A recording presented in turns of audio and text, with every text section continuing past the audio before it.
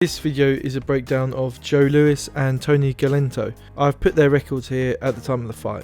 He hurts Louis with a beautiful left hook counter to Louis's jab. He dips underneath and lands the punch solidly. Clearly Louis is hurt and he's staggered to the ropes. Tony lands another left hook and barely misses another right hand. Then Louis manages to return a left hook of his own, but only after Tony's landed a third hook in 6 seconds. This shows that even though Louis is hurt, he is still looking to return punches and stand his ground, but Tony decisively had the advantage there, and it all started from that jab counter. Louis would jab to try and set up his right hand. He would wait for his opponent to return a punch, and then he would use his cross counter to counter their punch, and he would add a left hook in when he could.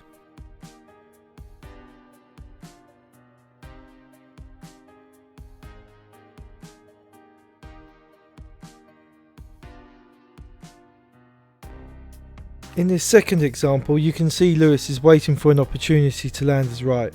He is pouring at Tony to make him react. He slips Tony's jab and lands a perfect cross counter. The third example I have here, there is a very subtle but very important detail. Louis starts his counter as Tony starts his punch. He doesn't slip then punch, he punches and changes his head slots at the same time.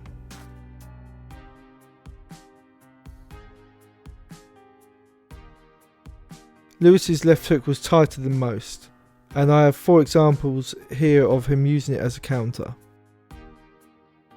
You can see he doesn't need to loop his punch to hurt Tony, and Tony has a very good chin. He does what we were just talking about: jab, wait for a punch to counter, and then lands a perfect hook.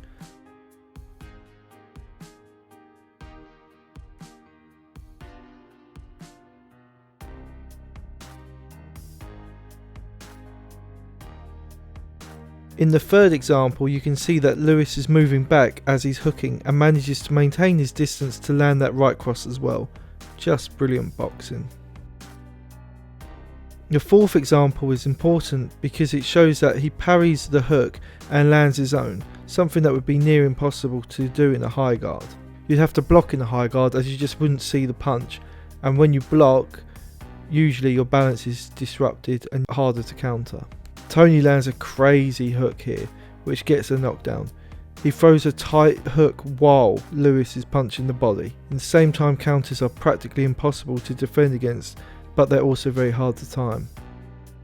I have a few combinations to look at here. I chose this one as it shows a mix of body punches, uppercuts and hooks. Tony is leaning over to get under the straights, so Louis lands a solid right to the body and a left hook to the chin. He glances an uppercut and then lands another left hook. You see him stepping back while planting his feet to land another hook. Because Tony is pulling the back of his head, he cannot land the right uppercut left hook properly, which goes to show just how important clinching can be, as that may have ended the fight if Louis landed those punches. This leads me to the second combination I have here. Because Louis lands 6 out of 7 punches in the exchange, and the only thing that means that Tony didn't get knocked out was because he pulled the back of Louis's head down again to stop the onslaught.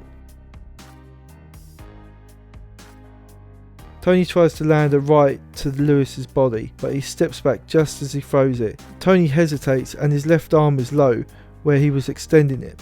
Louis used that as a perfect opportunity to land his best punch, and is able to land 2 more punches. And Louis doesn't rush his work. He lands an uppercut and a body shot. In response, Tony tries an uppercut hook combination where Louis now lands 6 out of 7 of his punches, and the only thing that stops him from getting knocked out is that clinch. It's excellent work by Louis, and Tony gives himself an opportunity to continue.